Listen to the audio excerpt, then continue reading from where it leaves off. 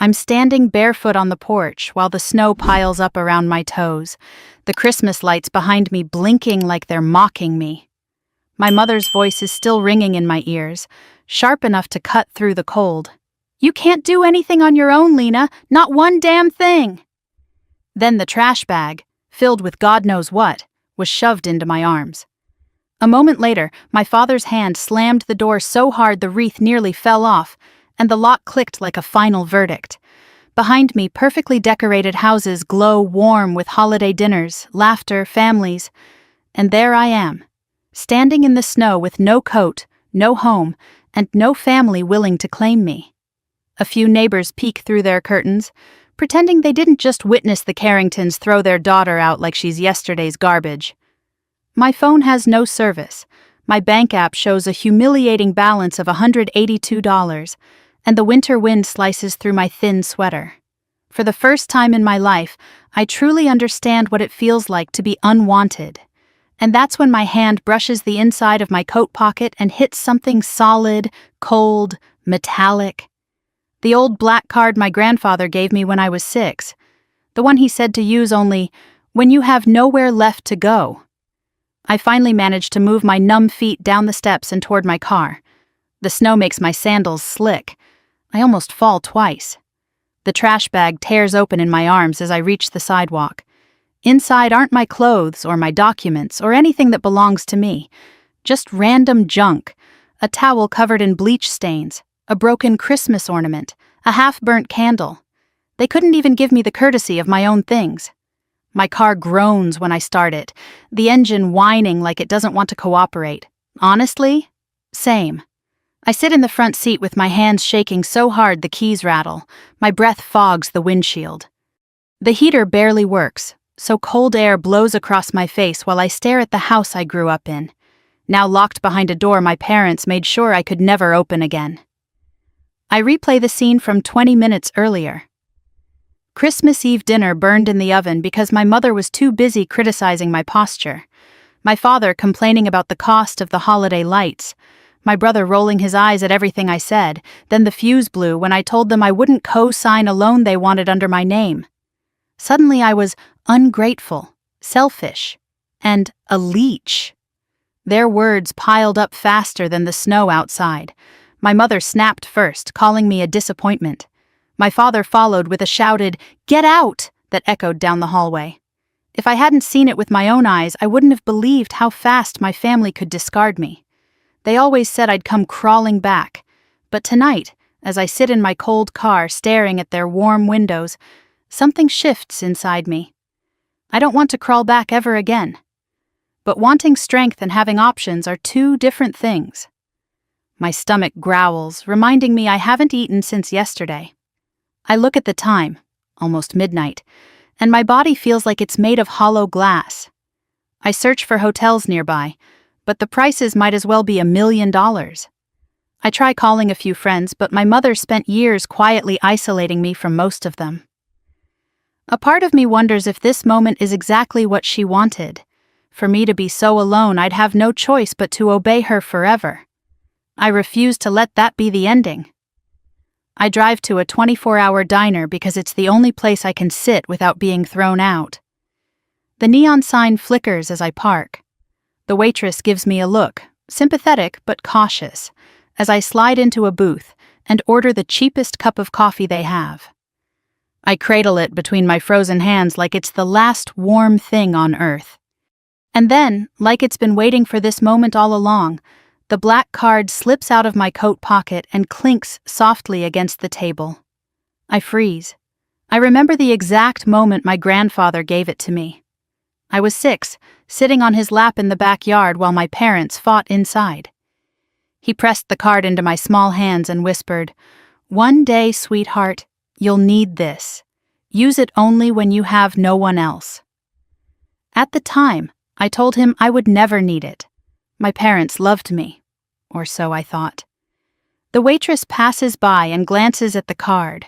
Her eyes widen and she quickly looks away. You have one of those?" she murmurs before heading back toward the kitchen, like she shouldn't have said anything. I run my thumb over the smooth metal surface. No name, just numbers engraved in gold. It doesn't even look like a normal bank card. It looks older, heavier. Like a key to something I was never meant to open too early. I pull out my phone, 3% battery left, and search for the bank logo etched on the corner. Cumberland National Trust. Only one branch nearby is open until 6 the next day. The building looks like something out of an old movie, with marble pillars and brass handles. Far too elegant for someone like me. But the card came from Grandfather Henry, and if there was ever a moment I needed whatever he was trying to give me, it's now. My phone dies in my hand. Perfect. I sit there for 2 hours nursing the same coffee. The waitress refills it twice without charging me, probably out of pity. Or maybe she sees something in my face she recognizes. Someone trying desperately not to fall apart. I keep the card hidden under my palm the entire time, afraid someone might see it, afraid of losing the one thing that might save me. Eventually, exhaustion wins. I stumble back to my car and curl up in the back seat, pulling my thin jacket over my knees. The windows fog as my breath turns white, the heater long since given up. My fingers go numb first, then my toes. Fear creeps in, the kind of fear only people with nowhere to sleep understand. I think of Grandfather Henry again, his warm hands, his quiet smile. The way he always looked at me like I mattered. Maybe he knew this day was coming. Maybe he tried to warn me in the only way he could. Grandpa, I whisper into the cold darkness, I hope you knew what you were doing. The black card lies against my chest, tucked under the jacket like a heartbeat I'm borrowing. Tomorrow I'll walk into that bank. Tomorrow I'll find out whether this card is worthless, or the one thing that can change everything. For the first time since being thrown out into the snow, I feel a flicker of something warm inside me. Not hope exactly, but possibility. And possibility is enough to survive one more night. The lights inside Cumberland National Trust glow warm against the gray morning. As I pull into the nearly empty parking lot, my stomach twisting so hard it feels like I swallowed a stone. I barely slept in the backseat of my car. My fingers are still numb when I grip the strange black card in my pocket, the only thing keeping me from collapsing under the weight of everything that happened last night. I sit there for a minute, engine off, breath fogging the windshield, trying to convince myself that I'm not insane for being here. But then I remember my mother's voice. You can't do anything on your own. Sharp enough to slice through bone. If I don't walk into that bank now, her words will become true. I refuse to let them become true. I open the door and step into the cold. The wind stings my cheeks as I walk toward the towering building with marble columns and brass-framed windows. It looks like the kind of place where real money lives. Old money. The kind of money my parents always pretended we came from, even though our house was financed through loans they always struggled to pay. This building doesn't belong to people like them. It definitely doesn't belong to people like me. Unless my grandfather meant what he said all those years ago. Inside, the air smells faintly of polished wood and winter coats. A receptionist in her 50s looks up from her desk and smiles the kind of polite smile bank workers always give customers they assume don't belong here. Good morning. How can we help you today? My voice almost catches. I need to check the balance on an old account. I have the card. I slide it across the counter. The receptionist's smile slips, not rudely, but with recognition. Unexpected recognition. She turns the card over, examining it like it's a relic from another century. I'll call a manager, she says quietly. A manager? For a balance check? My brain, fried from exhaustion and fear, immediately jumps to the worst conclusions. Maybe the account is closed. Maybe the card is worthless. Maybe I'm about to be escorted out for wasting their time. I sit in one of the leather chairs near the window, folding my freezing hands in my lap. A mother with a toddler walks past me, the child giggling as he tries to grab her scarf. A retired couple sits a few seats away, quietly reviewing a stack of papers. Normal people with normal lives on a normal morning. None of them know I'm homeless. None of them know the reason I'm here is because my parents shoved me out the front door like unwanted mail. 5 minutes pass, then 10. Just when I'm about to convince myself to flee out of pure humiliation, a tall man in a charcoal suit appears in the doorway. He looks like he stepped out of a financial magazine. Sharp haircut, immaculate tie, expression controlled but not unfriendly. "Miss Carrington?" he says, hesitating only long enough to check my ID in his hand. "Yes," I manage. He nods. "I'm Elliot Hayes, the branch manager.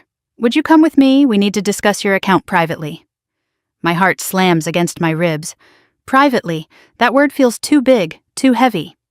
I force myself to stand and follow him down a hallway lined with framed photos of the bank's founders, stern men in old-fashioned suits staring down at me like I don't belong. His office smells like cedar and something crisp and expensive. He gestures for me to sit, then closes the door behind us. "Before we proceed," he says, settling behind his desk, "I need to verify your identity."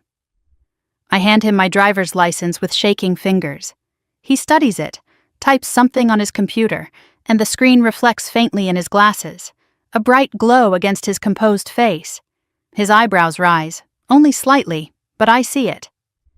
"Miss Carrington," he finally says, "the card you brought in today is one of our legacy accounts.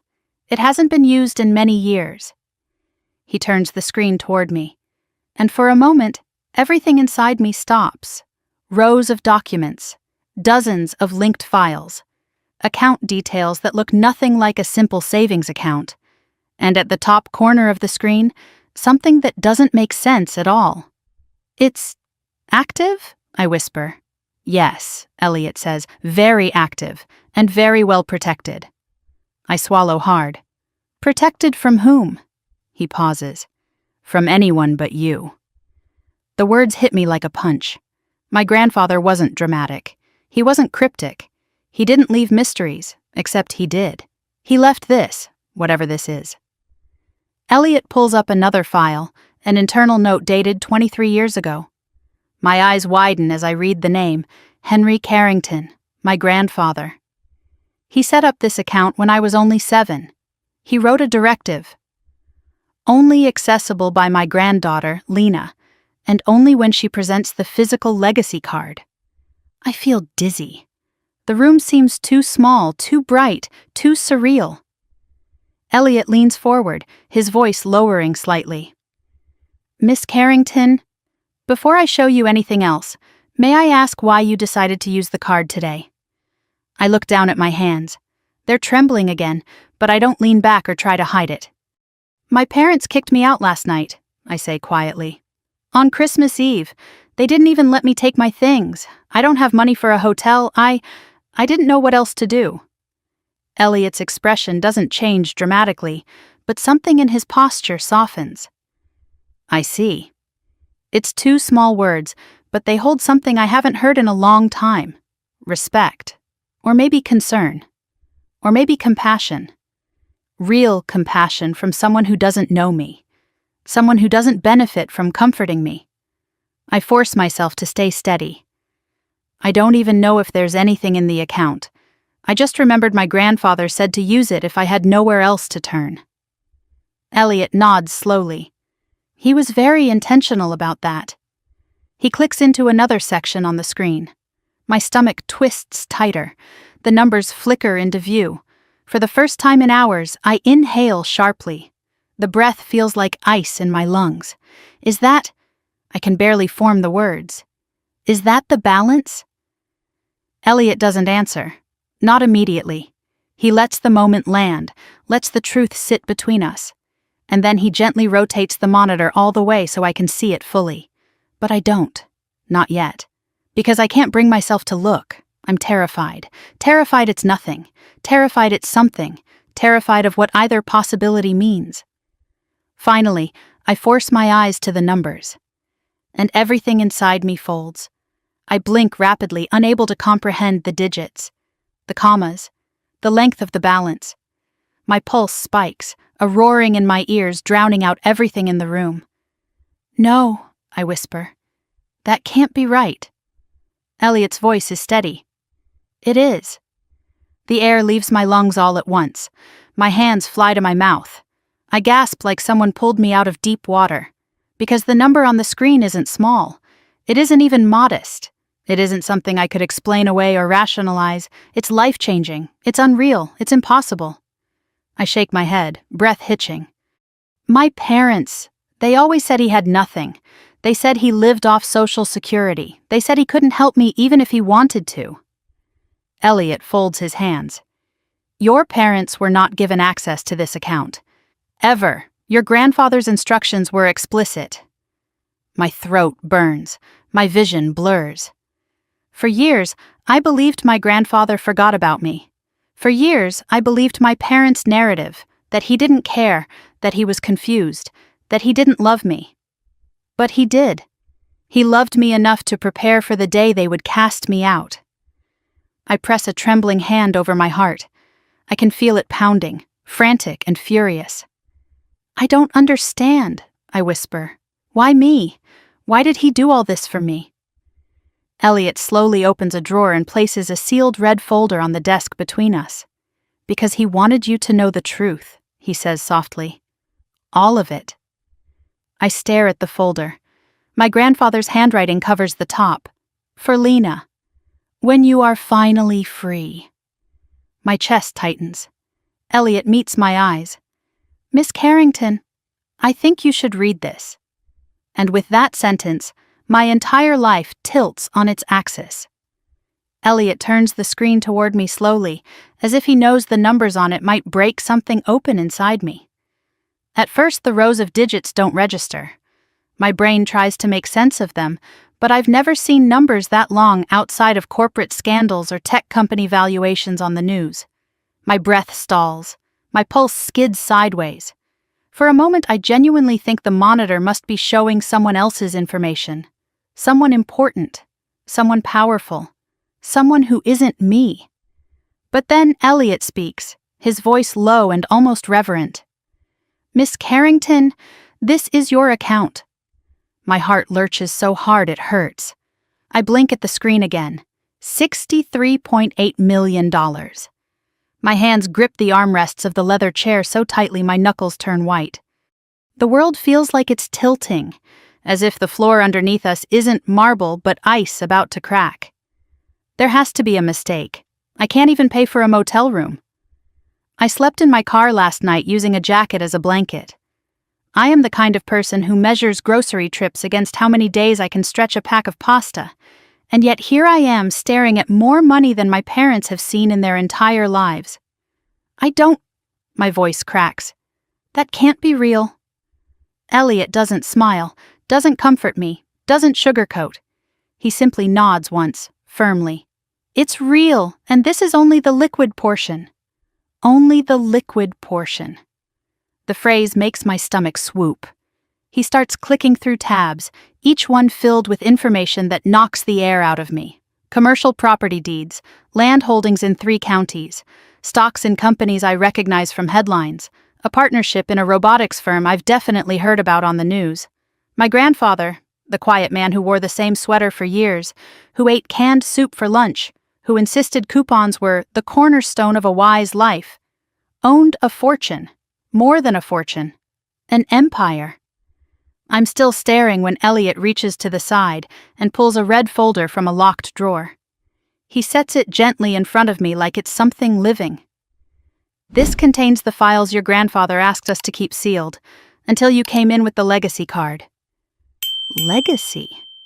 That word hits me in the chest. My hands tremble as I open the folder.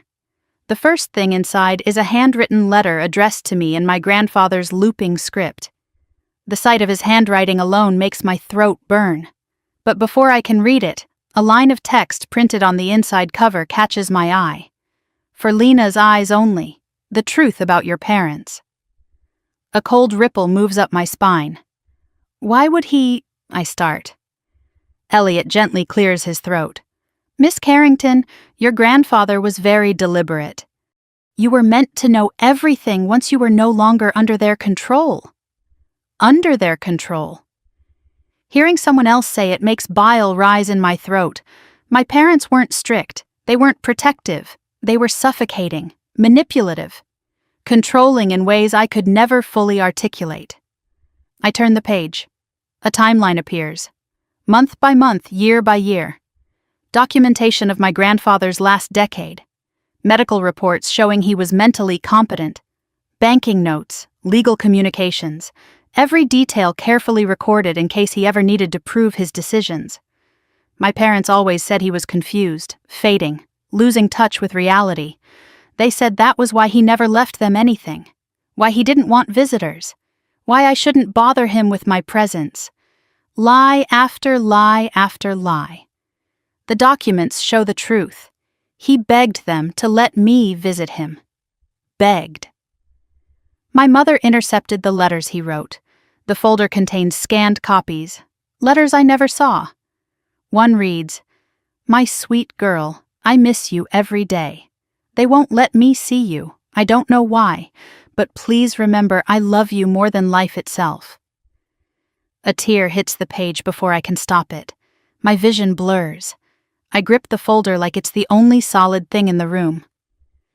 "I never got any of these," I whisper, my voice cracking. "I know," Elliot says softly. "Your grandfather suspected they were intercepting them." I turn another page. A legal statement Henry filed after an incident 8 years ago. "If anything happens to me suddenly, investigate Richard and Elaine Carrington first." Seeing my parents' names in black ink under the words "suspected coercion" and "financial manipulation" makes my stomach twist. My grandfather knew. He knew what they were capable of, knew what they did to him, and what they would eventually do to me. I pick up the letter addressed to me. My fingers tremble as I unfold it. "My Lena, if you are reading this, it means they have cast you aside. I hoped it wouldn't happen, but I feared it would. They value control above all else.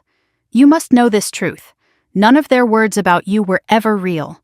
You were never weak. You were never a burden. You were the best part of this family. Everything I built because I knew you would one day need freedom. Take this chance, my dear girl. Use it to live the life they never allowed you to dream of.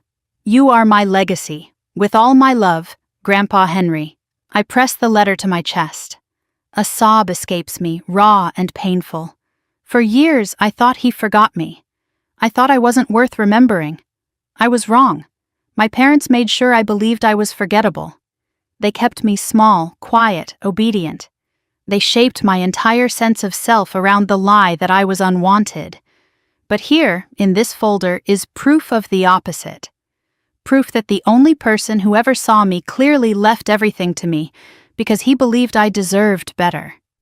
"Why me?" I whisper again. "Why not my father? Why not my brother?" Elliot looks at me with a level of sympathy that feels almost parental. "Because he trusted you. Because he saw their intentions long before you could. And because you were the only person who cared for him without wanting anything in return." I swallow hard. Memories flood me. Sitting in my grandfather's garden while he told me stories, while my parents dismissed him as old-fashioned or irrelevant. I never understood why he always looked at me with such sadness, such knowing. Now I do. I turn another page, more evidence, more lies unraveled, more truth revealed. My father tried to gain power of attorney over Henry when he was hospitalized once. The doctor refused to sign the competency declaration. My mother pressured Henry to invest in family plans involving Michael's failed business. And when Henry refused, they cut ties. Not because they cared for his health, but because they were furious he wouldn't hand them control. My breath shakes as I close the file. What happens now?" I ask. Elliot folds his hands. "Now, Miss Carrington, you decide what you want. But before anything else, there is one final document your grandfather left. It requires your authorization to access it." He places a small biometric scanner on the desk beside an encrypted drive. "This contains the full truth about your family," he says quietly. "And instructions from your grandfather for your future." Instructions. My heartbeat pounds. The room feels too still. "Are you ready?" he asks. Am I? My parents threw me out like trash. They made sure I had nothing. No money, no clothes, no home, no self-worth. And yet the man they dismissed as senile and worthless built an empire and left every piece of it to me. I don't know if I'm ready, but I know I have to be. I place my thumb on the scanner. The light turns green. The encrypted drive begins to unlock, loading files line by line. Elliot watches the screen, his expression tightening. "There's something else," he murmurs, almost to himself. "Something your grandfather didn't want anyone to find until now." The final file loads. Elliot exhales, turns the monitor toward me and says, "Miss Carrington, you need to see this." The encrypted files load line by line, the cursor blinking like a pulse on a heart monitor, steady and unhurried, while my own heartbeat pounds loud enough to drown out the quiet hum of Elliot's office. I try to breathe normally, but it feels like every breath hitched in my chest. When the screen finally stops flickering, Elliot angles the monitor toward me. "Miss Carrington," he says softly, "your grandfather wanted you to see this if he ever feared your parents would harm you, financially, emotionally, or otherwise." The first file opens automatically. A title stretches across the top in bold letters, "For Lena's Eyes Only, a complete record of your parents' actions." My stomach knots. I set my hands in my lap so they don't visibly shake, but I don't think it helps. I click the first entry. A timeline appears. 10 years of dates. 10 years of carefully documented reports, emails, transcripts, and notarized statements. Every entry written or signed by my grandfather. My throat closes slowly, like someone's squeezing it. The first note begins. "My son and his wife have begun attempting to control my financial decisions." I blink, reading it twice. My parents always claimed he was forgetful. "Losing touch with the world," my mother would say, shaking her head with exaggerated pity. My father called him unstable and said I should stop visiting him because it stressed him out. But the tone of this note is steady, clear, sharp. Nothing about it is confused. I scroll. Another entry appears, this one with a scanned doctor's evaluation. Patient is fully competent. No signs of dementia or cognitive impairment. Recommending continued independent living with regular medical check-ins. I feel like falling through the chair. Every story my parents told me collapses like it was built of tissue paper. They said he couldn't manage his money anymore. They said he was embarrassed to see me. They said he didn't recognize me. They said he didn't want visitors. All lies. The next set of files are letters, written in my grandfather's familiar looping handwriting, each addressed to me, each dated during a period when my parents told me he didn't want to see anyone. My breath catches. There are dozens. I click the first one. "My dearest Lena, I've written to you twice without a reply. I assume your parents are not giving you my letters." A sound slips out of me. Half gasp, half wounded noise, the kind I didn't even know I could make. I feel 10 years old again, sitting on my childhood bed wondering why I mattered so little. I click another. "I asked them again today if you could come visit. They said you were too busy. I hope you know I would drop everything to see you if I could." A tear falls onto the desk. I wipe it away quickly, embarrassed, but Elliot remains respectfully silent, as if he's seen grief take many forms and understands this one. Another document loads automatically, this one not a letter but a transcript. Meeting record, Cumberland National Trust. Attending, Henry Carrington, Estate Manager, initials EH, Compliance Officer. My grandfather's voice comes through faintly in the audio file, shaky only because of age, not confusion. "My son and daughter-in-law attempted to have me declared mentally incompetent today.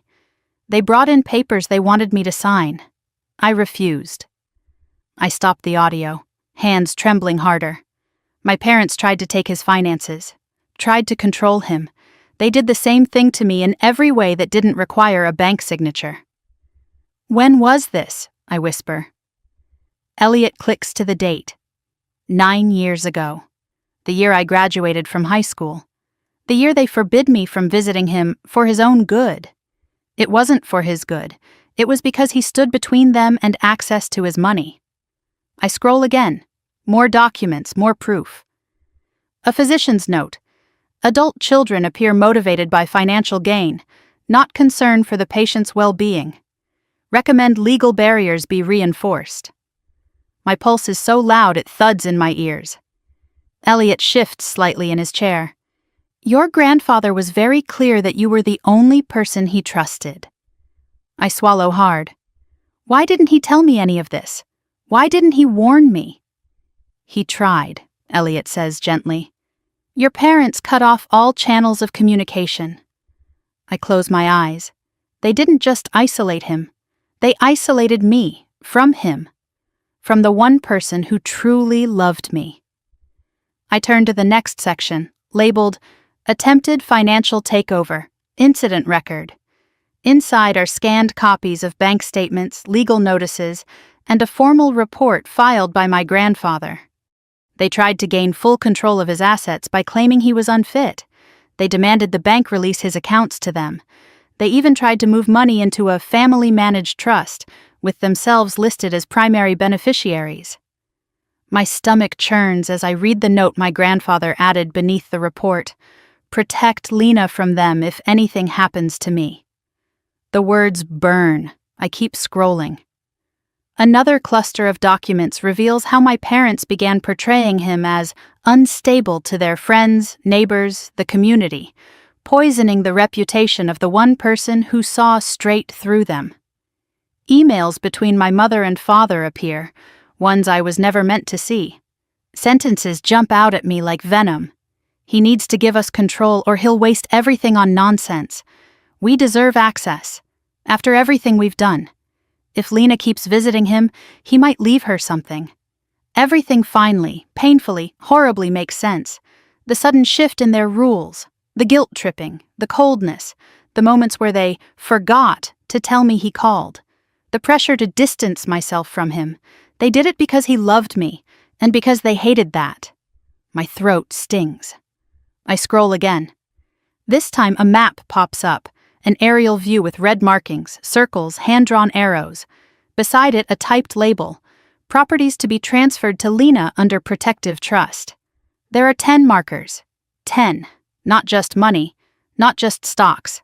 Land, rented buildings, a stake in a robotics company. He built something massive and hid it from the very people who wanted to exploit him. I open the final document in the folder. A note handwritten in faint, shaky ink. My darling Lena, if you are reading this, then what I feared has happened. They have done to you what they tried to do to me. Do not let them back into your life. They will only take and take and take until there is nothing left of you. Use what I've left you to build a life of your own choosing. You have always deserved more than they ever gave you. I'm sorry I couldn't protect you more. But I prepared everything so that when they showed who they truly are, you would finally know who you truly are. Not their child, not their burden, not their failure. My legacy. Henry.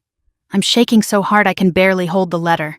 For years I thought I was unwanted, a disappointment, a problem, a burden too heavy for my parents to tolerate. But none of that was true. They weren't pushing me away because I was unlovable. They were pushing me away because they were terrified of what I might inherit, both financially and emotionally. What I might know. Who I might become. The door behind me clicks softly as Elliot stands. There is one more step, he says, voice still gentle. Your grandfather created multiple layers of protection to access the sealed vault containing the rest of his instructions, legal, financial, and personal. We need your biometric authorization. My head spins. There's more? Yes, he says. Much more. I look at the black card on the desk. The strange weight of it. The way it hums with something like memory. My whole life I believed the story my parents fed me. Today, that story ends, and the real one begins. I straighten in the chair, wiping my tears with the back of my hand. Show me what he left, I say. Elliot nods and powers on the biometric scanner. The future glows on the screen, waiting for me to claim it. Lena walked out of the bank with the red confidential folder pressed tightly to her chest, snowflakes melting against the thin fabric of her sweater. The cold barely registered. Her mind was too full, too loud, bursting at the seams with everything she had just learned. $63 million. Properties, investments, letters her parents stole. A lifetime of truth buried under years of lies. Her entire world had broken open inside a marble office with brass fixtures and gentle lighting. She felt shaky, electrified, weightless in the worst and best way. She reached her beat-up car, slid into the driver's seat, and didn't start the engine. She just sat there, gripping the steering wheel, forehead against the leather.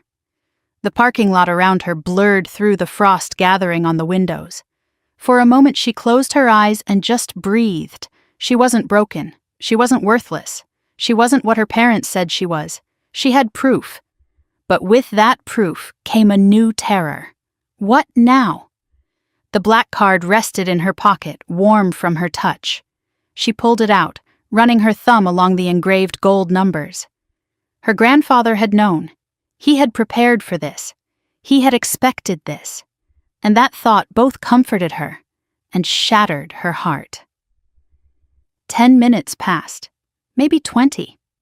Eventually, she forced herself upright, wiping her face. She wasn't going to collapse in a bank parking lot, not when she finally had something resembling power. Her phone buzzed suddenly. Unknown number. We need to talk. Her stomach twisted. She blocked it before the fear could get a foothold. She turned the key and drove. The farther she got from the bank, the more surreal everything felt. It was like she was floating above herself, watching a version of her she barely recognized. The Lena who drove to the diner last night was homeless, desperate, shaking in the cold. The Lena leaving Cumberland National Trust was something else entirely. Not rich, not yet, not emotionally, but no longer someone her parents could crush. Eventually, she pulled into the parking lot of a small cafe she used to visit in college. Warm lights, fogged windows, the lingering smell of cinnamon and roasted coffee drifting out the cracked door every time a customer entered. She needed to sit, to think, to breathe like a human being and not a creature running from the wreckage of her own life. Inside, a Christmas tree glowed in the corner, decorated with mismatched ornaments from local schoolchildren. A couple in their 70s sat near the window, laughing gently about something in the newspaper. A barista hummed along to a holiday playlist. Normal. Everything felt so painfully normal. Lena slid into a booth, her hands still trembling as she opened the red folder. The documents inside were organized, neat, curated by someone who loved her enough to plan for a future she didn't know she needed. But this wasn't everything. Elliot had mentioned another meeting, someone else. She checked her phone. A voicemail from the bank. Miss Carrington, this is Elliot. Before you leave town today, please return to the branch. We need to complete the estate disclosures with our senior specialist. It's important. She shut her eyes, exhaling shakily. Important was an understatement. 20 minutes later, she was back in the marble lobby, snow melting off her boots. Elliot met her immediately, his expression more serious than before. He introduced her to a woman with silver hair, warm eyes, and a voice like steady oak. Miss Carrington, she greeted, offering her hand. I'm Marjorie Keene. I managed your grandfather's accounts for 22 years. Lena blinked. You knew him well? Marjorie's gaze softened. He was one of the most thoughtful clients I've ever had. He spoke about you constantly. The words hit so hard Lena almost forgot to breathe. Marjorie led them to a private conference room. Papers were already spread out across the table. Property maps, valuation reports, legal notes, investment summaries, and another box, smaller, locked.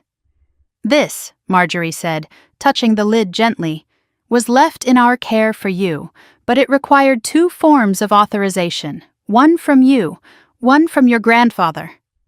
My grandfather passed, Lena whispered. Marjorie nodded. He provided a pre-recorded authorization video. "We'll use your biometric ID to complete the verification." Lena stared down at the box, her chest tight.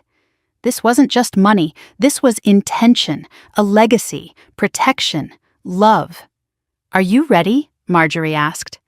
Lena nodded, even though she wasn't ready at all. The scanner beeped. A green light flashed. The lock clicked. When Marjorie lifted the lid, Lena felt the air thrum. Inside were keys. Dozens of them, each tagged with a neat handwritten label. A storage facility number, a farmhouse address she didn't recognize, a commercial building, something labeled Carrington Lot Do Not Sell, and a sealed envelope with corporate logos she traced with her finger in disbelief. "What is all this?" "Your grandfather's hidden portfolio," Marjorie explained. "He didn't trust your parents to know about it. He didn't trust anyone but you." Lena felt her throat close. "But they always said he was broke. They always told me he'd mismanaged everything." Marjorie sighed softly. "Your parents tried to take control of his estate a decade ago. When they failed, they turned to misinformation." Misinformation, a polite word for lies. Lena reached into the box, pulling out an envelope labeled Atlas Robotics Partnership. She blinked at it. "I've heard of this company," she whispered. "It's worth several billion now," Marjorie said. "Your grandfather was one of the original private investors. He saved them from bankruptcy in the late 80s. The room tilted. "He never sold any shares?" "No, he left the entire stake to you." Lena had no words. None. Her grandfather wasn't just financially secure, he was brilliant, strategic, quietly powerful in ways her parents never understood. "We estimate your total holdings exceed what you saw on the initial screen," Marjorie continued carefully, "by a significant margin." "How significant?" Lena whispered. Elliot's voice lowered. 8 figures, possibly 9, depending on asset liquidation." A laugh slipped out of her. Not a happy one. A startled, broken, stunned sound. "My parents threw me out with a bag of trash." Neither banker responded. They didn't need to. Lena pressed her palms to her face, breathing through the tremors in her chest. Her parents' last words still echoed in her skull. Useless, weak, worth nothing. But all along, the truth was the opposite. Her grandfather had believed she was worth everything.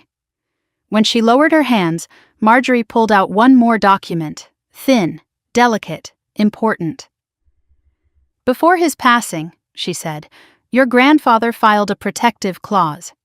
In the event your parents, or any party acting on their behalf, attempted to seize your inheritance, we were instructed to alert legal counsel immediately and place security measures on your access." "Legal counsel?" Lena echoed. "Yes. Your grandfather retained an attorney specifically for your future interests, Vivian Rhodes, one of the best in the state." Lena blinked. "Why would I need—" The question broke off because she suddenly understood. Her parents. They always tried to take control of things that weren't theirs, even when she was a child, even when it meant hurting someone. Her grandfather had known they might turn that greed toward her one day. He prepared for a war she didn't know she was living in. Elliot slid a sleek black business card across the table. Vivian Rhodes, Eskian, Inheritance Protection and High-Risk Asset Disputes. Lena picked it up, the card heavier than it looked.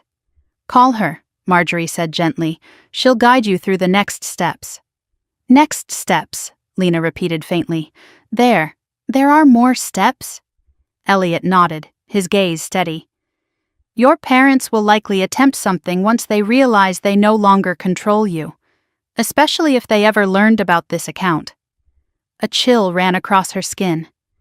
"You don't think they already suspect something?"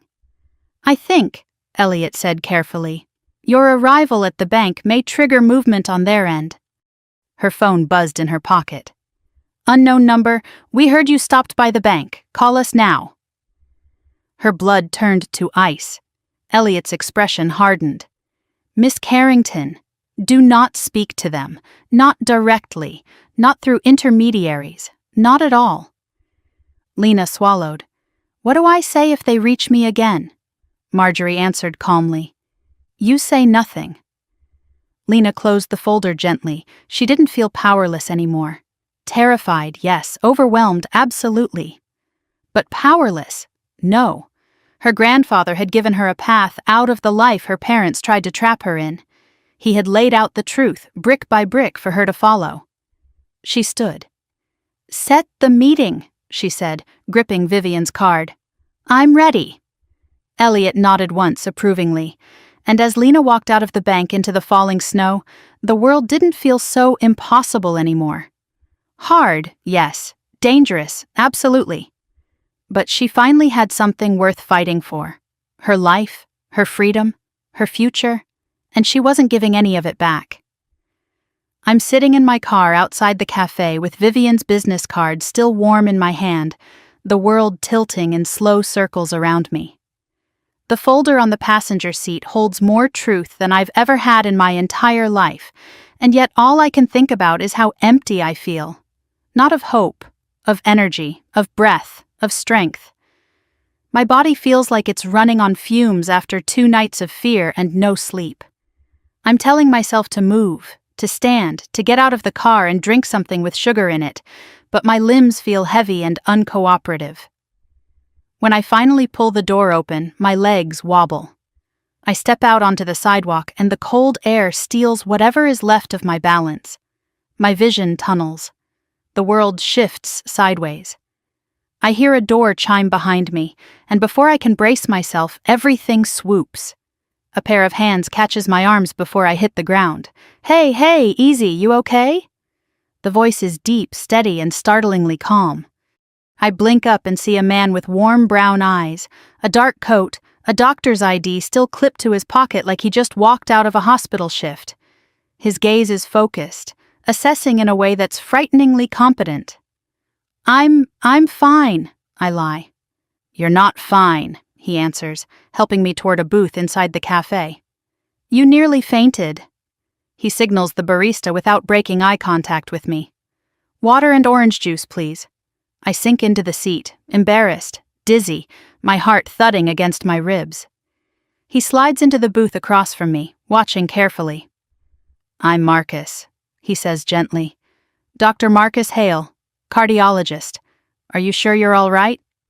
I nod, even though my hands are trembling. Just tired. A lot's happened. His brow furrows. He doesn't ask questions immediately, just waits, letting me breathe. There's something disarming about him, not comforting exactly, but grounding, like he's used to talking people off emotional ledges. The drinks arrive. I take a sip of the orange juice, the sugar hitting my bloodstream like a jolt. Thank you, I whisper. Marcus nods. Do you have someone you can call? A friend? Family? A bitter laugh slips out. Not family. He doesn't push. Then someone else? I shake my head. My throat tightens. Maybe it's the exhaustion. Maybe it's the fact that, for once, someone is asking if I have support instead of telling me I'm a burden. He leans forward slightly. Look, I don't know what happened to you, but you look like someone who hasn't eaten or slept in too long, and you're shaking like you're freezing. I slept in my car last night, I admit quietly. His expression softens with something like sorrow. Then let me ask a different question. Are you safe now? The calmness in his voice catches me off guard. Because am I? I'm not sure anymore. I thought my new apartment would be a fresh start. Then I thought being thrown out of my parents' house would be the worst thing that could happen. Then I found out everything I knew about my grandfather was a lie. Now the truth sits heavy in my bag, and the danger feels close. Too close. I don't know, I whisper. Marcus doesn't look shocked the way some people would. He just nods once, as if confirming a diagnosis he already suspected. All right, tell me what you need. The question unravels something inside me. No one's ever asked me that. Not my parents, not my brother, not anyone who was supposed to care. My throat tightens. I need a place to think. I need to figure out my next steps. Then let's start with getting you warm and fed, he says. Everything else can come afterward. He signals for a menu even though I didn't ask for one. I try to protest, but he holds up a hand. I'm not doing this out of pity, he says gently. You just nearly collapsed. Let a doctor worry about you for 10 minutes. I nod because arguing feels impossible. As I sip the orange juice, Marcus studies me with the kind of quiet attention that feels more like a blanket than an interrogation. You look like someone who's carrying too much by yourself, he murmurs. I swallow hard. My parents kicked me out, last night. His face shifts, anger flickering briefly before he reins it back. I'm sorry, he says softly. No one deserves that. The simplicity of the statement makes my eyes sting. Because that's what I needed to hear last night. That I didn't deserve it. Not silence, not coldness, not the sound of the deadbolt sliding into place while snow soaked my socks. I take another shaky breath. They threw out a trash bag and said I could take whatever fit. It wasn't even my stuff. Marcus exhales sharply through his nose. That's cruel. He doesn't sugarcoat it. He doesn't make excuses for them. He doesn't say they were stressed or emotional. He calls it what it is, cruel.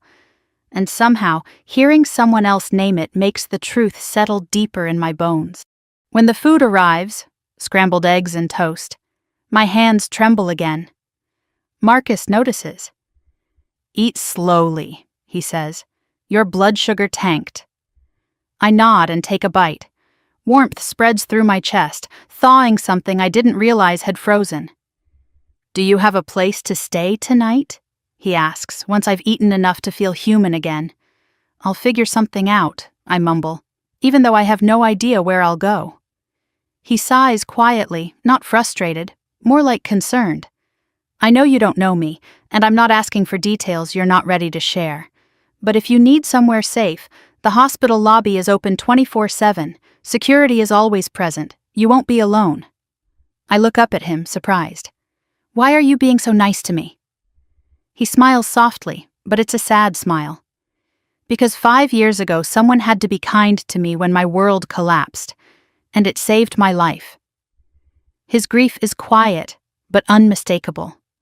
A woman he loved. Gone. The shadow of her still sitting beside him in the booth. I'm sorry, I whisper. Me too, he says quietly, but kindness doesn't have to end with the people we lose. Silence settles between us, not awkward, not heavy, just real. When I finish eating, I gather my things to leave, but Marcus stops me with a gentle touch on my sleeve. Wait. He pulls a pen from his coat pocket and writes something on a napkin. His handwriting is steady, neat.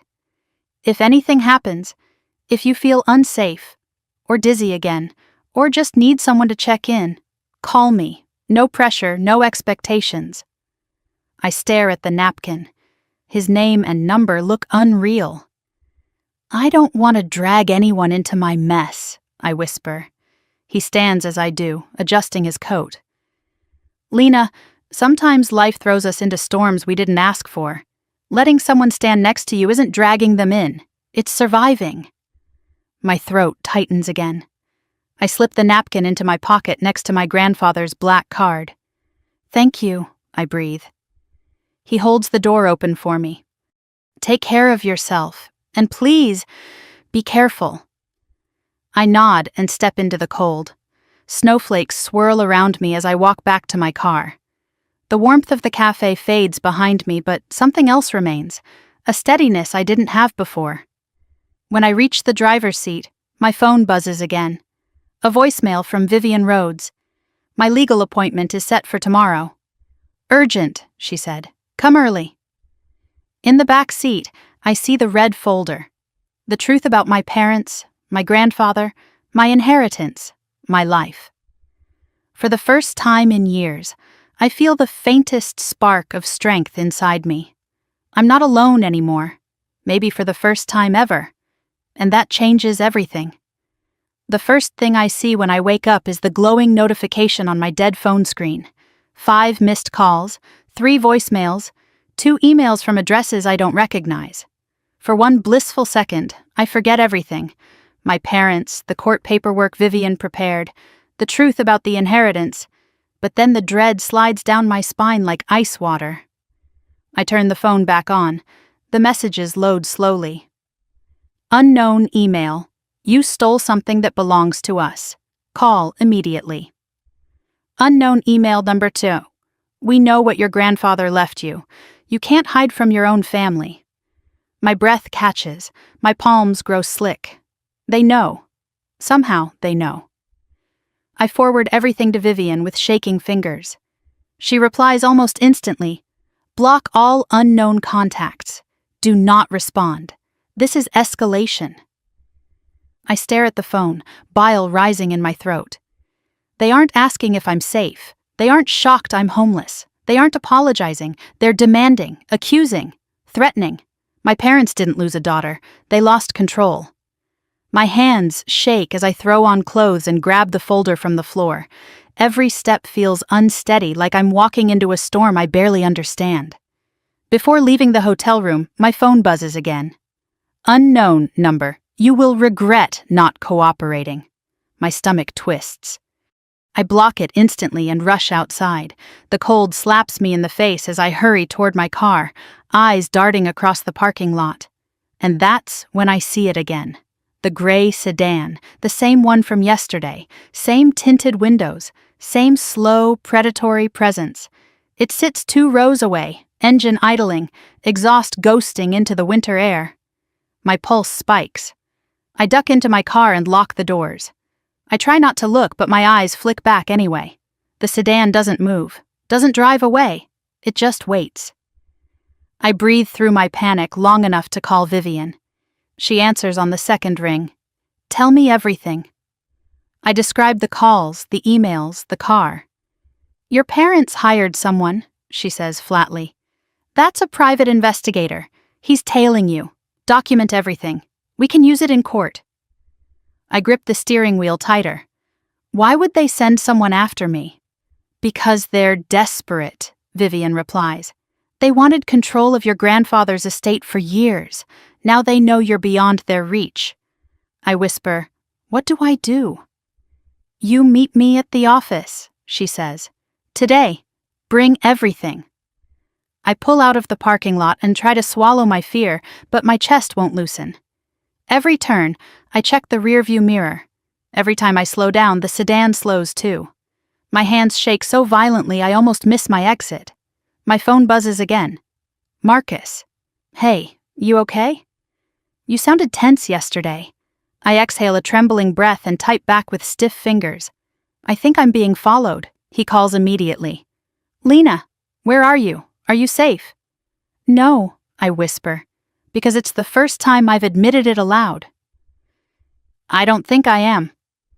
Stay on the phone, Marcus says. I'm heading toward my office at the hospital. Tell me exactly where you are. I follow his voice, steady and calm, until I finally pull into his hospital's parking lot. The sedan turns at the corner but doesn't enter. It waits across the street. Marcus meets me at the entrance. The moment he sees my face, he steps closer, lowering his voice. That car again? I nod. It's been following me all morning. He looks over my shoulder and sees the sedan. His jaw tightens. They're not bothering with subtlety.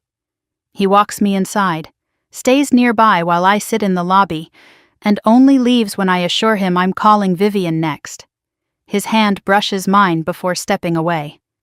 You're not handling this alone, he murmurs. Not anymore. My chest tightens in a different way. Less fear, more something warm and unfamiliar. Then I head to Vivian's. Her office looks like the headquarters of a quiet, controlled storm. Glass walls, polished steel, precise movements.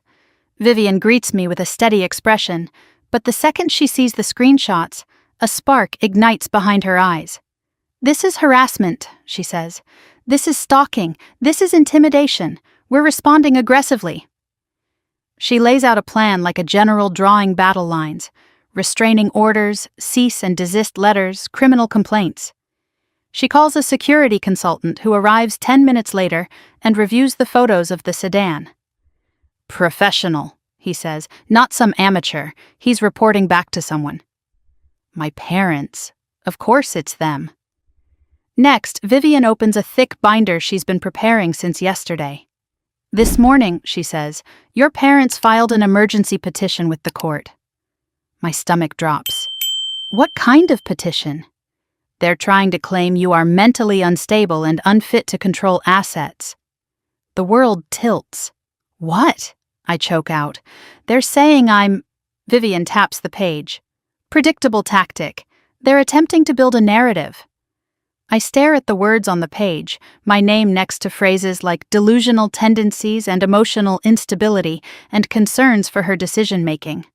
A cold shiver runs down my spine. My entire life, I whisper. They said those things to me. Exactly, Vivian replies. They groomed you to believe it so they could weaponize it now. My eyes burn. Every memory with them suddenly feels sharper, clearer, more sinister. Vivian places a hand over mine, firm but gentle. We will destroy this petition. I nod, even though my throat is tight. We go over documents, messages, evidence, every lie they told, every threat they made. Vivian gathers everything into a binder labeled L. Carrington, abuse file. It's time you see your life clearly, she says. No more fog. Her confidence is a buoy in a sea of panic. The meeting ends with instructions. Stay in public places, document everything, avoid being alone at night. As I leave her office, the sky is darkening, the early winter sunset casting long shadows across the street. My breath fogs in the cold air. I pull my coat tighter around me. Halfway to my car, I see movement to my right, the gray sedan, parked at the corner, engine running, lights off, watching. I freeze, panic skittering through my veins. Before fear can swallow me, a voice calls out, "Lena!" I jump, turning toward the sound. Marcus stands across the sidewalk, coat half-zipped, keys in his hand. "I thought I'd swing by and check," he says softly. "You didn't answer my last text." The relief is so immediate and overwhelming, my knees nearly buckle. Marcus follows my gaze, sees the sedan, and steps closer, his expression darkening. "That's him," I whisper. "The one following me." Marcus doesn't hesitate. He pulls out his phone and snaps a photo. Then he moves in front of me, protective, shoulders rigid. "You are not touching her," he says under his breath. Not loud enough for the driver, but loud enough for me to hear, to feel safe. The sedan finally pulls away, melting into traffic like a ghost. I sag against my car door, heart hammering wildly. Marcus puts a steady hand on my shoulder. "You need backup. And you have it. Whatever this is, you're not facing it alone." I swallow hard, fighting tears. "Why?" I whisper. "Why are you doing this for me?" He studies me with quiet intensity. "Because you deserve someone in your corner, and because I care." The words break something open inside me, something brittle, fragile, long abandoned. I nod, unable to speak. He gives my shoulder a gentle squeeze before stepping back. "Go home," he says softly. "Lock your doors. Text me when you're inside.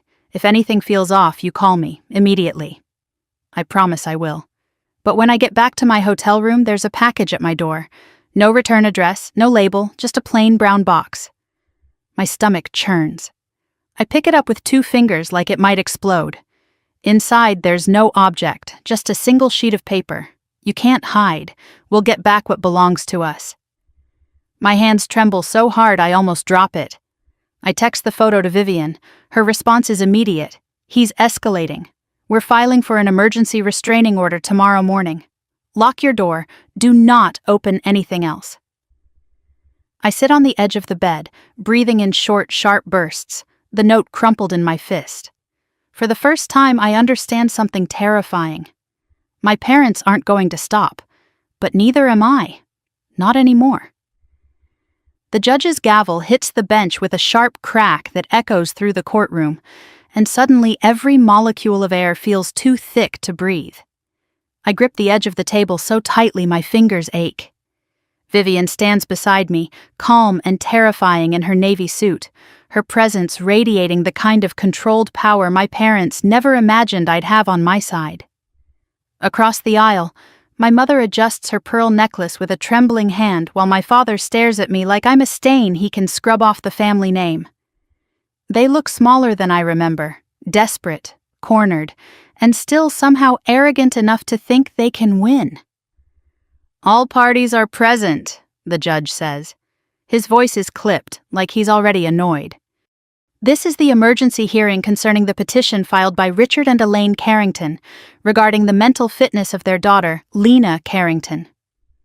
My father sits straighter, smoothing his tie. My mother puts on her trembling lip, ready to weaponize tears. I brace myself.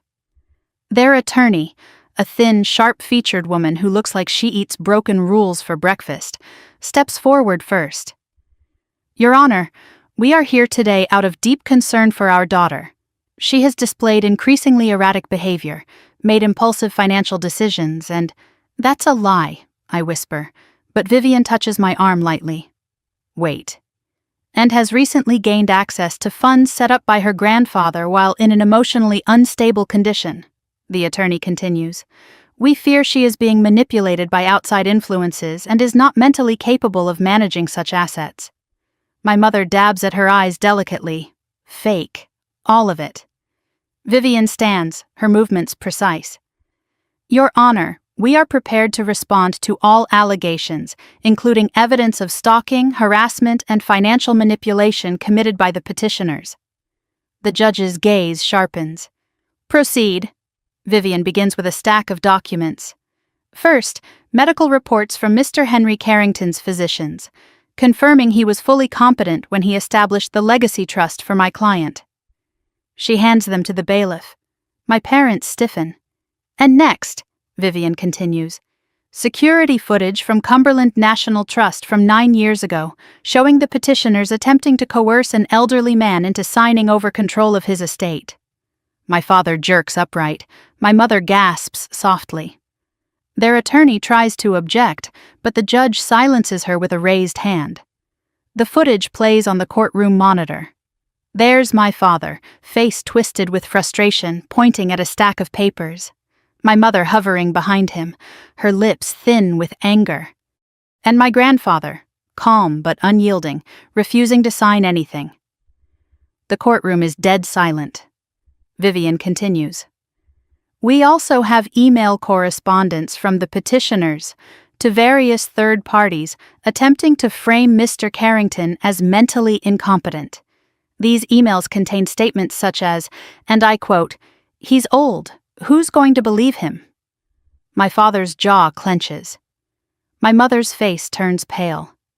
And finally, Vivian says, pulling out a printed transcript, "We have the letters Mr. Carrington wrote to my client, letters her parents intercepted and concealed." She reads one aloud. My grandfather's voice on paper feels like a hand on my heart. "My sweet girl, I miss you. They won't let you visit. I am so sorry. Please remember I love you." I cover my mouth with my hand. The judge's expression softens almost imperceptibly. Then Vivian deals the blow that breaks everything open. "There is also evidence that the petitioners hired a private investigator to follow my client, including footage of the same vehicle appearing outside her hotel and trailing her on multiple occasions." She gestures to the screen again as images flash, my own photos of the gray sedan. My father bursts forward suddenly, slamming his hands on the table. "That is taken out of context." The judge slams his gavel. "One more outburst, and you will be removed." My father's chest heaves as he sinks back into his seat, eyes burning with fury. "Your Honor," Vivian says, "it is clear the petitioners are not concerned parents. They are individuals attempting to regain access to an estate they failed to seize from the rightful beneficiary." The opposing attorney stands, but even she looks rattled. "Your Honor, we believe—" "You believe nothing with evidence to support it," the judge snaps, rubbing his forehead. He glances at the documents, then at me. His next words feel like oxygen. Petition denied. My breath rushes out in a shaky gasp. The judge continues, voice firmer now. Furthermore, due to the documented harassment, stalking, and attempted coercion, this court issues a temporary restraining order against Richard and Elaine Carrington, effective immediately. My mother's face crumples. My father goes scarlet. And, the judge adds sharply, I will be recommending this case be reviewed by criminal investigators for potential charges. My parents both whip their heads toward me, outrage written across their faces. Their attorney looks ready to sink through the floor. Vivian nods once, satisfied. Thank you, Your Honor. We exit the courtroom, and I lean against the wall outside, shaking. Relief and terror battle inside my chest. The threat is contained but not dead. Marcus appears in the hallway like he was waiting for this moment. He steps toward me slowly, as if unsure whether he's allowed to touch me. I don't realize I'm crying until he brushes a tear from my cheek. You did it, he murmurs. You stood up to them. I feel like I'm going to collapse, I admit. You're allowed to, he says softly. Just not alone. I let out a trembling breath. They aren't going to stop. No, he agrees. But now they have consequences chasing them, and you have people standing between you and them. Vivian steps out, her heels clicking decisively. Lena, we're not finished. There's still a long process ahead. But today you won, and you're safe for the moment. Safe, a word I haven't felt in years. Marcus takes my hand gently. Come on, let me walk you to your car. We step outside into the brittle winter air. The gray sedan is nowhere in sight today. Maybe, finally, the law scared them back into whatever shadows they came from. But as I reach my car door, my phone buzzes again. A new message. No number, no name. Enjoy your freedom while it lasts. My blood runs cold. Marcus sees my expression and takes the phone from my hand. When he reads the message, his jaw tightens in a way that sends fear and comfort warring inside me. He looks up slowly. They're not done, he says. Neither am I think. Not anymore. He hands me back my phone. We'll tell Vivian. We'll file it. We'll fight everything they throw. I nod, swallowing hard. I survived the hearing. I survived the exposure of a decade of lies. And with every new threat, every new attempt to pull me back under their control, something inside me hardens. My parents started a war, but I'm finally learning how to fight. The snow falls heavier the next morning, blanketing the streets in a cold, muffling quiet that somehow makes everything feel more dangerous. I stand at my hotel window, watching the flakes drift past the street lamps, my stomach tight with dread. The victory in court yesterday should have made me feel triumphant, but instead the silence after the storm feels like a warning. My parents lost their petition. They were exposed, cornered, and people like them only lash out harder when they're backed against a wall. My phone buzzes with a text from Vivian. Police found evidence the PI tampered with your mail. Meeting at my office at 10. Don't come alone. Stay visible. I stare at those words longer than I should. Don't come alone. It shouldn't make me emotional, but it does. Someone is thinking about my safety. Not in a controlling way, not in a guilt-tripping way, just care. A second text comes through. Marcus. Good morning. Are you up? How are you feeling? I can drive you to Vivian's if you want. I exhale slowly, my chest loosening. I type back before I can overthink it. Yes, please. By 9:30, he's knocking gently on my hotel door. When I open it, he takes one look at me and frowns. You didn't sleep again, he says softly. Hard to sleep when someone may be trying to break into my life. He doesn't hesitate. He lifts his hand and squeezes my shoulder.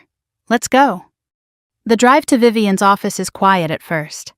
The world outside is cold and untouched. But inside the car, the warm air and faint scent of his cedar cologne make the anxiety recede just enough for me to speak. Did you ever feel trapped? I ask. Like something was happening to your life and no matter what you did, it kept getting worse? Marcus watches the icy road, his jaw tightening. Every day for months after Laura died.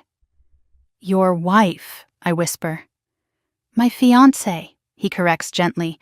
She was sick for a long time. I spent so many nights thinking I was losing more than just her. I felt like I was losing myself. I watch him closely. He's not saying this to draw attention or sympathy. He's offering honesty, connection, a bridge. I'm sorry, I say quietly. He nods, eyes never leaving the road. It broke me, but I survived. You will too. The words settle in my chest like warm stones. Vivian's office is buzzing when we arrive, phones ringing, papers stacking, assistants rushing purposefully. Something shifted overnight, something big. Vivian opens the door before we can knock. Good, you're both here, come in. She looks more intense than usual, which is saying something. I sit while Marcus stands nearby, leaning against the bookshelf like my unspoken protector. Vivian wastes no time. The private investigator your parents hired? He was arrested this morning. I blink. Arrested? For trespassing, tampering with personal mail, attempted coercion, and tracking your vehicle without consent. I stare at her, stunned. He confessed to everything, she continues, and he gave names. Your parents paid him in cash from a separate account to avoid a paper trail. My stomach flips. They're caught then? Vivian lifts a hand. It's not that simple. The PI is cooperating to lessen his charges. But he claims your parents received a tip-off about your inheritance months ago. Marcus shifts behind me. From who? Someone inside the bank, Vivian says. Someone who violated confidentiality rules. We're working with the bank now to identify the source. I grip the arms of the chair. So they've been planning this whole time? Since the moment they suspected you might have anything of value. My throat tightens. And throwing me out? That was part of the plan? Vivian nods grimly. They needed you vulnerable. They needed to control the narrative. If you appeared unstable or homeless, they could argue you were unfit to handle assets. It was all strategic. A wave of nausea rolls through me. They were trying to force you into a corner, Vivian finishes softly, to reclaim what they believed should have been theirs. I cover my face with my hands. Beside me, Marcus steps closer, resting a hand at the back of my chair. Then what do we do now? He asks Vivian. She gestures to a stack of documents. We go on offense. Her voice turns sharp, powerful. We file for a permanent restraining order. We file harassment charges.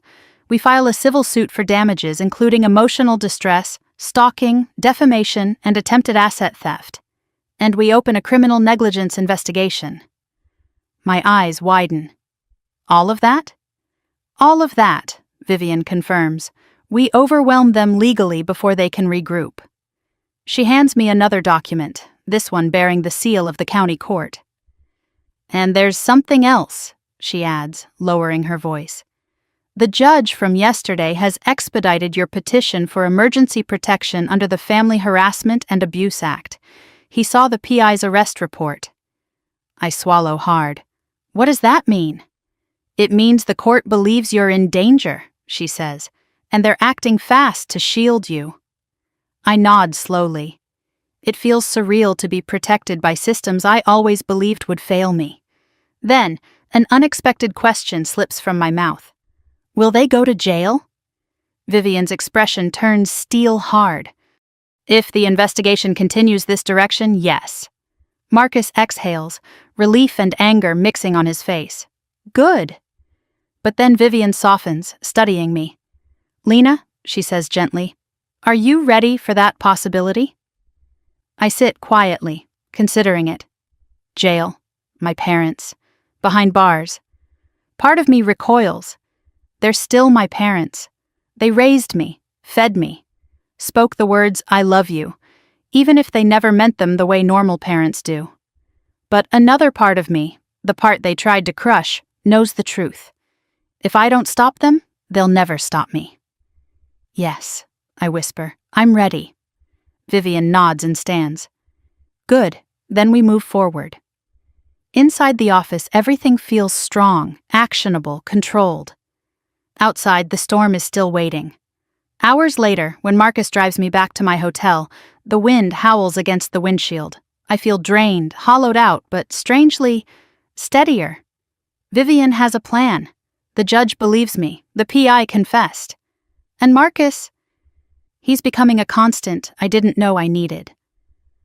When he pulls into the hotel lot, he turns to me with a seriousness that makes my heart dip. You shouldn't stay here tonight, he says. It's okay, I begin, but he shakes his head. No, it isn't. His voice is calm but firm. Someone left a package at your door yesterday. That means they know where you sleep. A shiver crawls up my spine.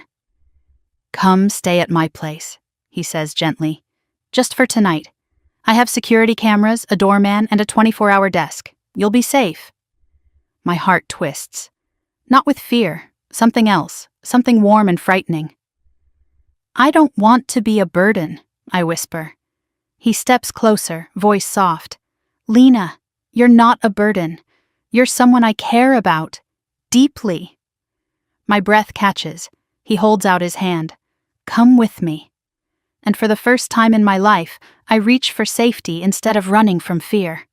Yes, I whisper, slipping my fingers into his. I'll come. The elevator doors slide open with a soft chime, and warm light spills into the hallway as Marcus leads me toward his apartment.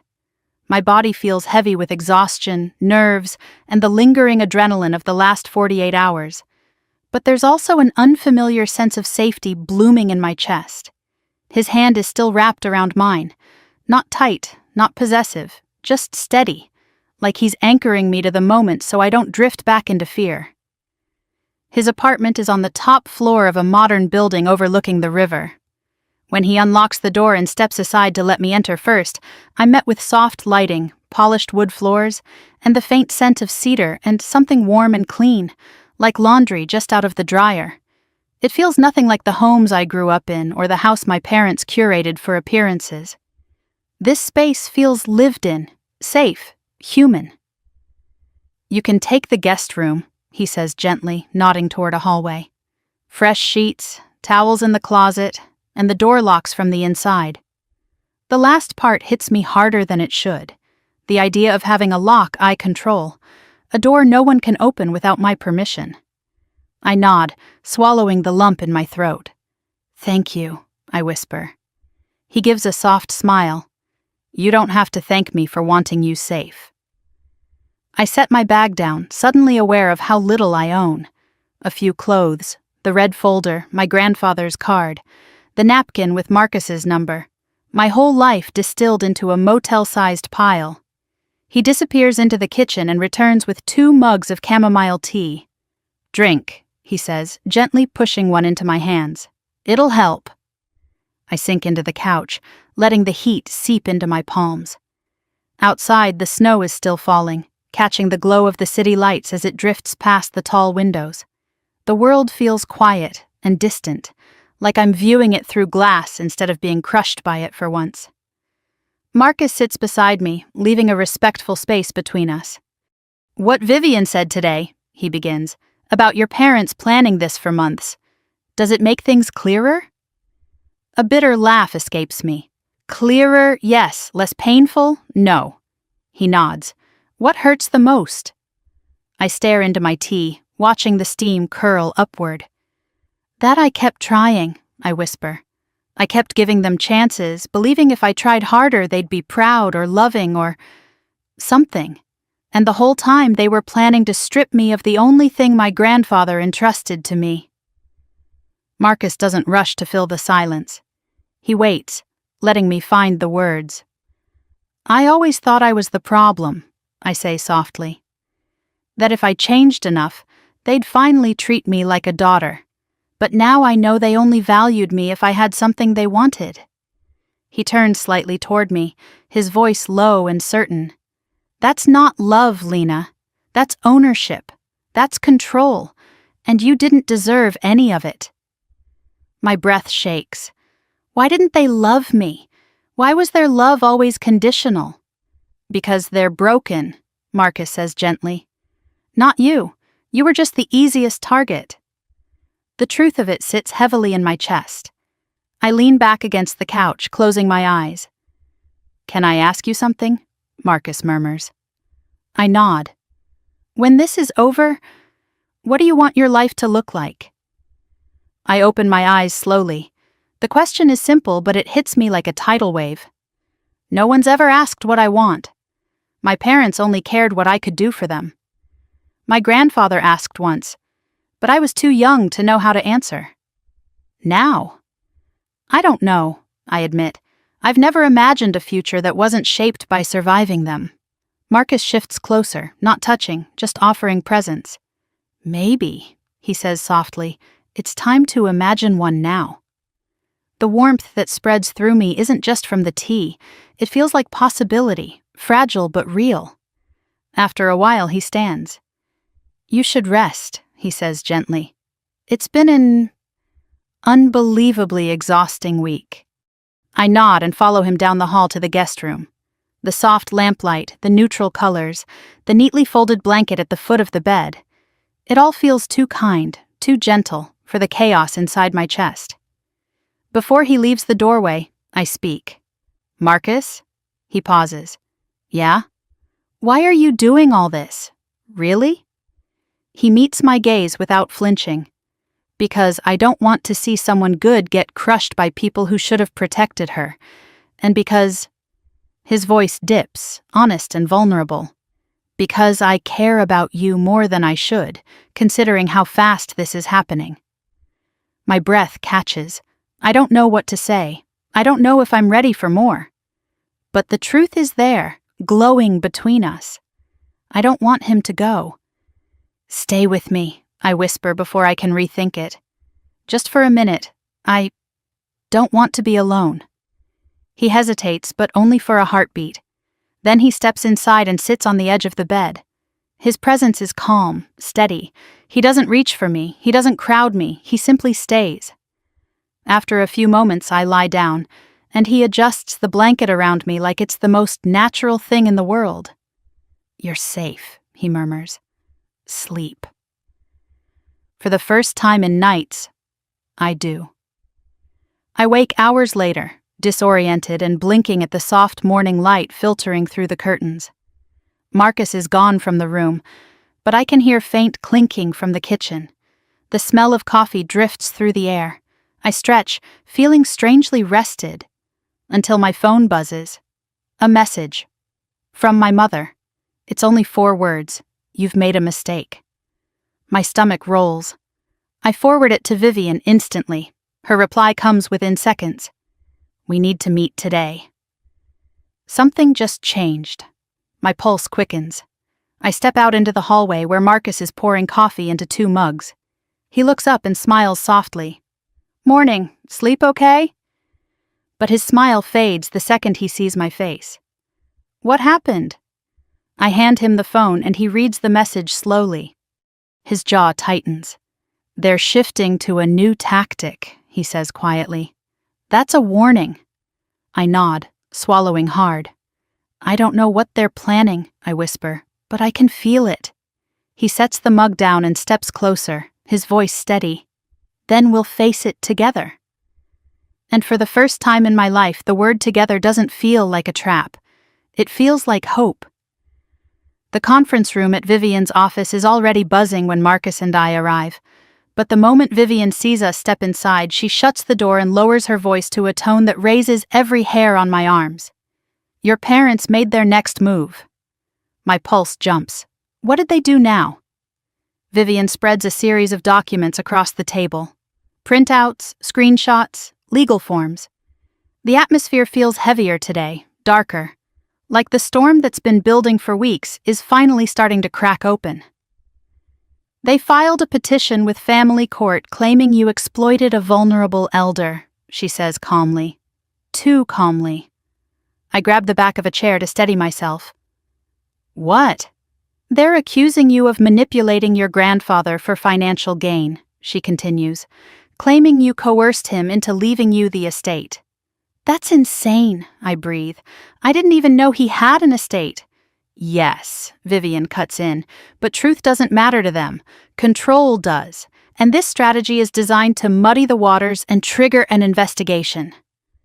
Marcus steps closer to me, bracing my back with a supportive hand. They're trying to weaponize the system again. Vivian nods. This is their most aggressive move yet, and the most dangerous. My head spins. How is this even possible? Because the petition triggers automatic review, she says, meaning social services and the state could open an inquiry into your grandfather's medical records, financial activity, and potentially your actions. I grip the edge of the table, feeling the world tilt. I didn't do anything wrong. Of course you didn't, Vivian says firmly, and we're going to prove it. But first, she lifts a thin folder from the pile and hands it to me. These are the emails your parents sent to their attorney last night. We subpoenaed them. I open the folder. The words blur for a second before snapping into sharp, brutal focus. She'll break under pressure. She always did. Once the investigation starts, she'll crumble. We need her unstable. We need her emotional. We need her alone. My breath catches in my throat. They wrote those words. About me, their daughter.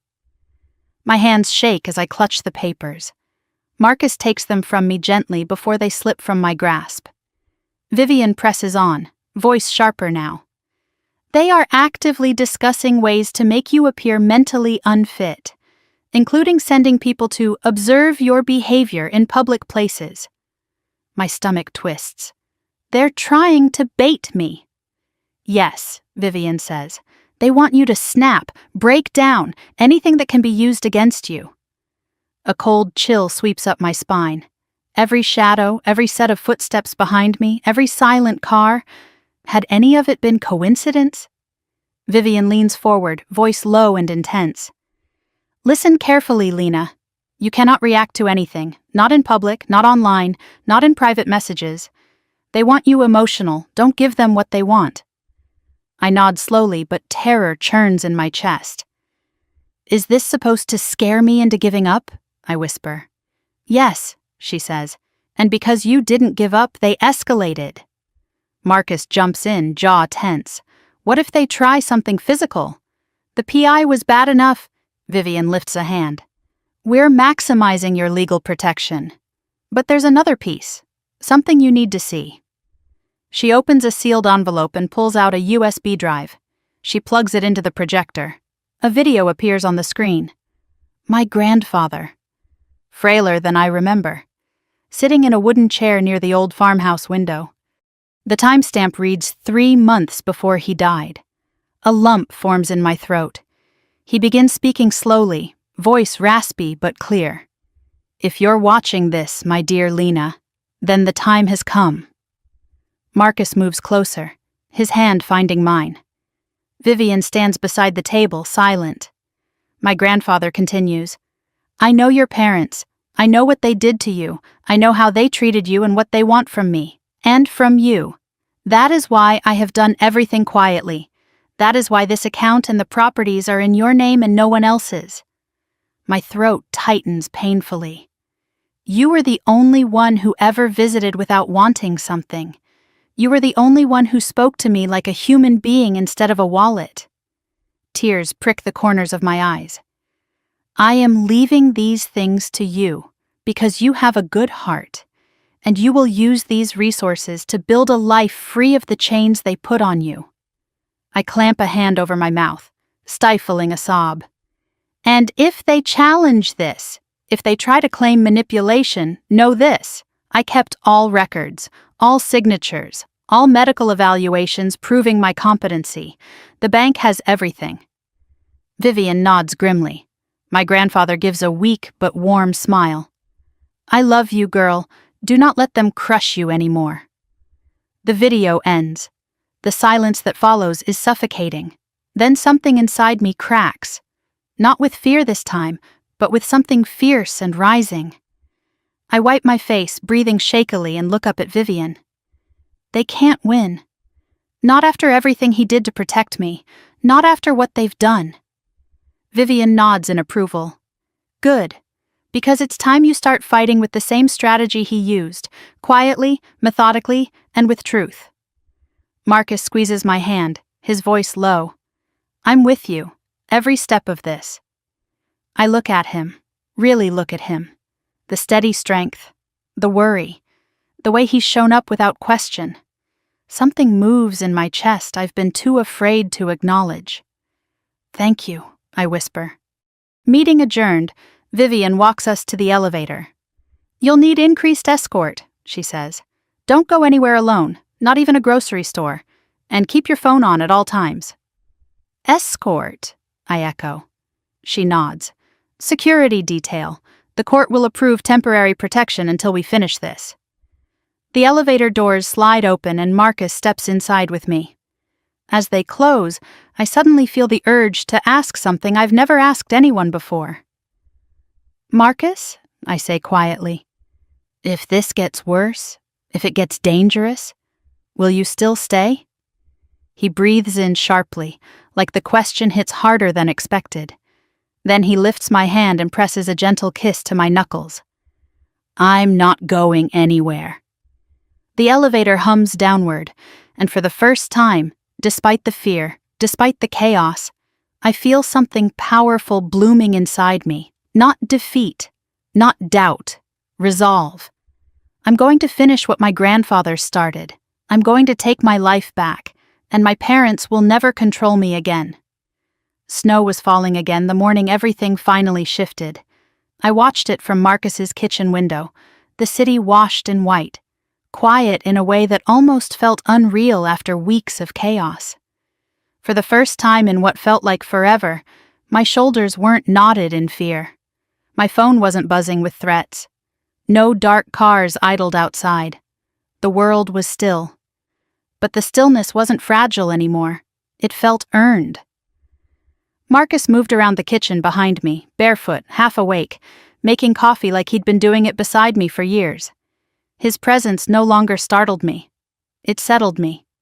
Each small gesture, reaching past me for a mug, brushing a hand against my back, kissing the top of my head as he passed, felt like a quiet reminder that I wasn't alone. Not anymore. Vivian had emailed last night with the final update. The case was closed. The fraud investigation into my parents was complete. And charges, real serious charges, were moving forward. I wasn't required to testify. Their emails, messages, and the PI's confession were more than enough. My parents were no longer lurking shadows in my life. They were legal consequences waiting to happen. And I was free. A knock came at the door. Marcus looked up, surprised. "That'll be the security detail," he murmured. "Vivian said they'd stop by this morning." For once, I didn't tense. I didn't check the peephole 3 times. I didn't feel hunted. The security officer standing outside the door introduced himself, gave us the court's final documents, and left. No drama, no threat, just closure delivered in a manila envelope. I sat at the table, fingers trembling only slightly as I opened it. Permanent restraining order, full control of my grandfather's estate. Official confirmation that I had been the victim, not the perpetrator of manipulation. And one more thing, a letter from the court-appointed financial evaluator. I opened it and blinked. They had audited everything. The accounts, the recordings, the documents my grandfather left behind. And they'd discovered more investments, more assets, more property my parents didn't even know existed because my grandfather had hidden them too well. I let out a strangled laugh. Marcus looked up. "Good news?" "He left me more than we thought," I whispered. "A lot more." He pulled out the chair next to me. "Then maybe it's time you decide how to use it." I stared down at the letter and felt something I hadn't felt in years. An open horizon. A future that belonged to me. Not shaped by fear or obligation. Not listened through keyholes or dictated by someone else's cruelty. Mine. Later that afternoon, Vivian called with one last update. "It's done," she said simply. "They can't touch you again." I stepped out onto the apartment balcony as she spoke, listening to the hum of the city below, breathing in cold air that tasted like relief. When we ended the call, I stayed there a while, letting the wind tangle my hair, letting the reality of my new life sink in. Marcus joined me a moment later, hands tucked into his pockets. "You okay?" I nodded. "I think, for the first time, I know what that feels like."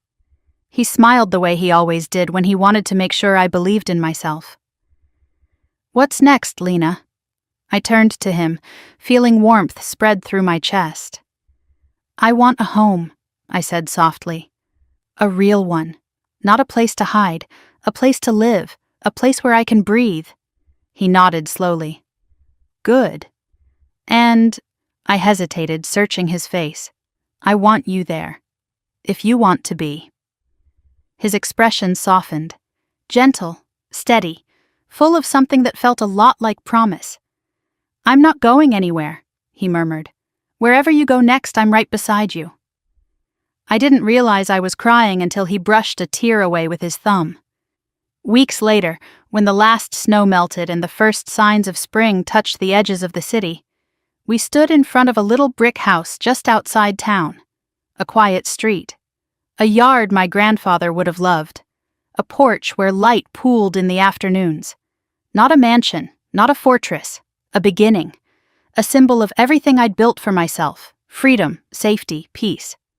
Inside, we painted walls, unpacked boxes, and built a life. Marcus filled the kitchen with laughter and music. I filled the shelves with books and the windowsill with plants. The security system was state-of-the-art, not because I lived in fear, but because I finally valued myself enough to protect my future. And sometimes, when the sun slanted right and the world felt particularly gentle, I could almost feel my grandfather in the house with me, watching over me the way he always wanted to. I visited his grave one morning in early summer. The air was warm, and the flowers I brought rustled softly in the breeze. "You were right," I whispered, "about all of it. Thank you for believing in me before I ever learned to believe in myself." I laid the flowers down and rested my hand against the cool stone. "I'm okay now," I said. "I'm finally okay." As I walked back to my car, I felt lighter, stronger, whole. And when I got home, my home, Marcus was waiting on the porch, smiling the way someone smiles when they know they've found the place they're meant to stay. If you've made it this far, thank you for sharing this journey with me. If you've ever felt trapped, betrayed, or underestimated, I hope my story reminds you that your worth isn't defined by the people who fail to see it. Drop a comment and let me know where you're watching from, and don't forget to like and subscribe so you never miss a new chapter. There's more to come, and I'd love for you to stay with me as we keep moving forward, together.